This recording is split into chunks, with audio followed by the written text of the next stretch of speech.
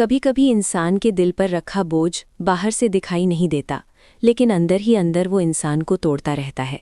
ऐसा ही एक बोझ आर्यवर्धन के दिल पर था, झूठ का बोझ। वो झूठ जो उसने अनु से छुपाया था, वही झूठ जिसने दोनों के बीच दूरियां बढ़ा दी थीं। आर्यवर्धन खुद से कहता है कि इस झूठ की वजह से अनु उससे बहुत दूर चली गई है।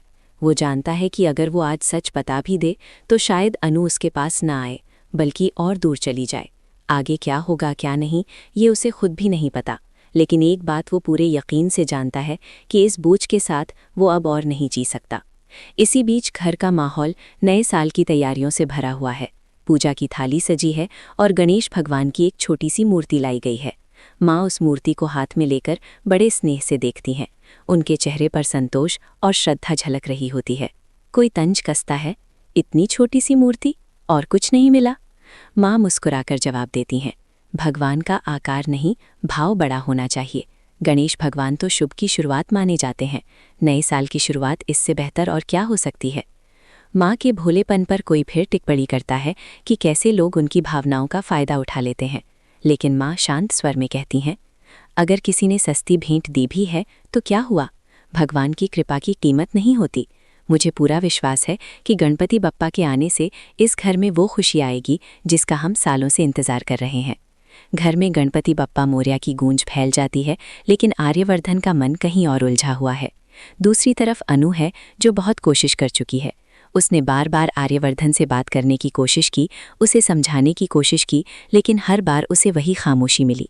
आखिरकार वो खुद से कहती है, अब बस, जहाँ कद्र ना हो वहाँ कोशिश भी बेकार होती है।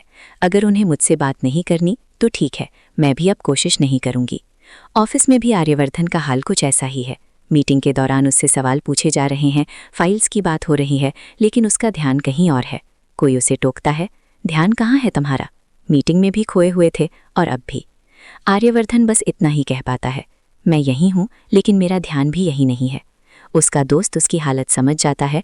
वो उसे सीधा सवाल करता है, तुम दुनिया से झूठ बोल सकते हो, खुद से भी झूठ बोल सकते हो, लेकिन अपने दिल से नहीं। सच बताओ, इतना परेशान क्यों हो? आर्यवर्धन गहरी सांस लेता है। मेरे दिल पर एक बोझ है और वो दिन ब दिन बढ़ता ही जा रहा है। किस बात का बोझ? झूठ का।